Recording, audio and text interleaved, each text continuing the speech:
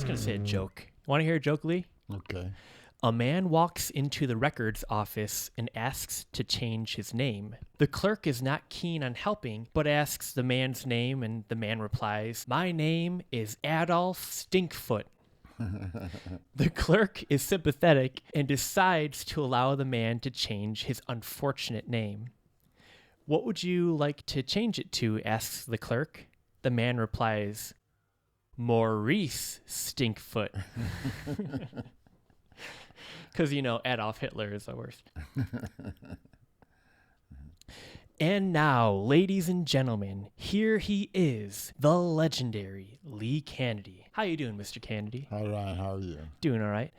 We're doing a music program, so put on your headphones. The time was a snowy December evening many years ago. The place, the secluded farm fields of El Dorado, Arkansas. Lee Canady was only about 7 or 8 years old at the time in 1942 or 1943, I did the math. On the radio at Christmas time were timeless gems like Charles Brown's 1947 hit, "Merry Christmas, Baby." Later on in 1961, we have Nat King Cole's "The Christmas Song," as well as the Yuletide stylings of Johnny Mathis. What did the Christmas music of your youth that you loved, what did it have that made it just transcend all genres and just really touch you? Every Christmas, they play like the same thing ever since I can remember. I remember Charles Brown, "Please Come Home for Christmas," and "Merry Christmas, Baby," and the Nat King Cole, he did The Christmas song. Everybody had that.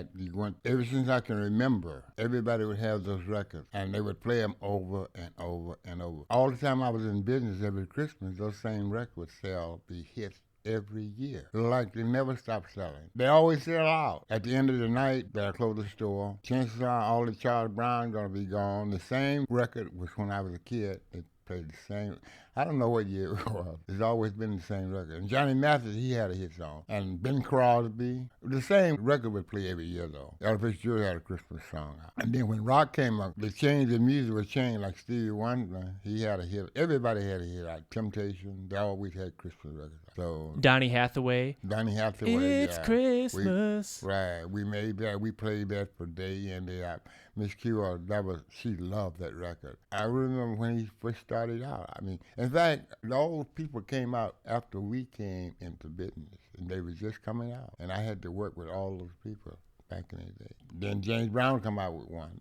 Every year somebody got a new, and Lou Rawls, don't forget Lou Rawls. Everybody had a hit record for Christmas. Temptation, Gladys Knight, everybody had a Christmas song. Do you have a couple of favorites? I mean, I think I just mentioned them in the introduction because these are ones that you've talked about. I always party with Lou Rawls. Well, it's the people that you party with. I was like a private person, like we had our friends. We usually like the same thing. If you go out in the street, everybody got a different show.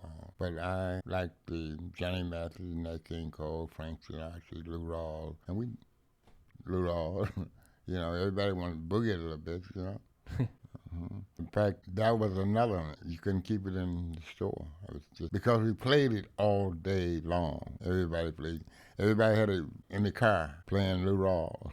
Merry Christmas, Baby. Do you have any Christmas memories at the record store through the years? One Christmas, I took in so much money that I had never seen before. I went in the store after everybody was gone and locked the door. I took the money out and threw it up in the air and just let it just falling all over the office. I had to pick it up afterwards. I remember that. I had some good memories. I had good Christmas, I had good Christmas. That's great. Wonderful. You guys, obviously, the store, Christmas Eve, you would close early, and then Christmas Day, you'd be closed every year? I don't think I closed early.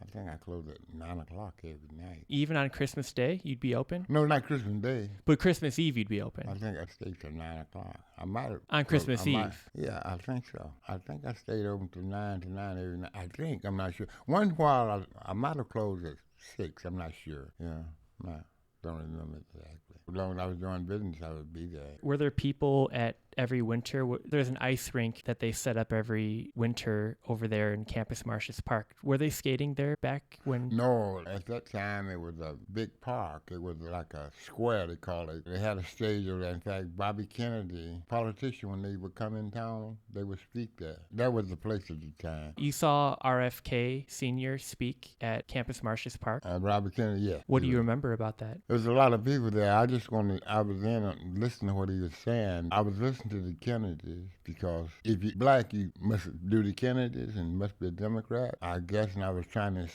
listening to see what he's saying. That's why I was there. And it was just across the street from my store anyway. And I would walk out there and I could hear him speaking and stuff.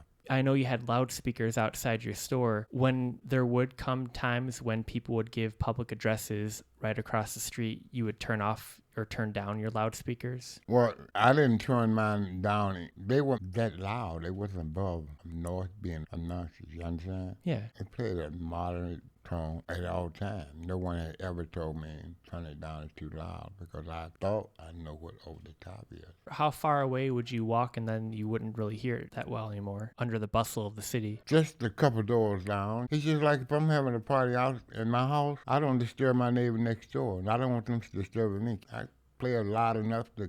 I'm in my apartment. I don't want to disturb the people next door. Yeah. I don't want nobody to come and tell me time I meet. You don't have to. I know when it's too loud. I know the time and place. You got to use common sense. LEGENDARYLEECANADY